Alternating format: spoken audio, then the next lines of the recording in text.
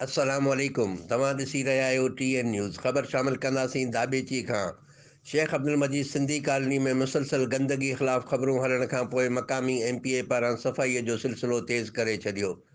ख़बर मूजिबि मक़ामी MPA जाम अवेज़ गोराम जोखियो पारां शेख अब्दुल मजीद सिंधी कॉलोनीअ जे रवासनि पारां गंदगी ख़िलाफ़ मुसलसल एहतियात जो नोटिस वठंदे UC बंबोर मां चूंडियल अॻूणे ज़िलई मेंबर मलक मोहम्मद इमरान ऐवान जी निगरानी हेठि ट्रैक्टर ट्राली ज़रिए अमले सां मिली करे किनो कचिरो खणाए करे सफ़ाई जो अमल तेज़ीअ सां शुरू करे छॾियो। इन ई मौक़े ते इलाइक़े वासियुनि मुस्तफ़ा सारियो, शौकत अली, असलम ख़ान ऐं ॿियनि ॿुधायो त हितां जे माण्हुनि जो बुनियादी हक़ पाणी ऐं सफ़ाई आहे। सफ़ाई जी शुरूआति थी आहे, उमेदु आहे त मुस्तक़िल बुनियादनि ते कई वेंदी।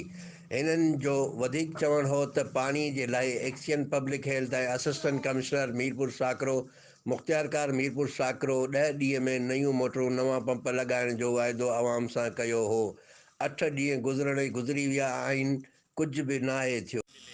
जैसे जैसे आपको पता चला है जिस तरीके से वसाइल बढ़ते जा रहे हैं, हमारे हद के MPA जाम अवैस बेजार खान, हमारी हद की MNA साहिबा, इसी तरह पीपल्स पार्टी के सदर सादिक अली मेमन साहब हो गए, इन्होंने हद से ज़्यादा इसमें अभी बहुत ज़्यादा फोकस किया हुआ है, ख़ास तौर पे पानी के मसले पर और दूसरे नंबर पर सफाई के मसले पर। लेकिन मामलात और मसाइल इतने ज़्यादा हैं कि इसको स्टेप बाय स्टेप ही हल करना पड़ेगा। हम लोगों की पूरी उम्मीदों पर तो नहीं उतर सकेंगे, लेकिन यहाँ तक कम से कम काम कर देंगे कि लोगों के अंदर एक उम्मीद की किरण जागेगी इंशाल्लाह ताला। पहले आप सफाई का मरहला देखें, काफ़ी अरसे से कचरा पड़ा हुआ। कैमरा टीम सां गॾु शाहिद समूह TN न्यूज़ दाबेची।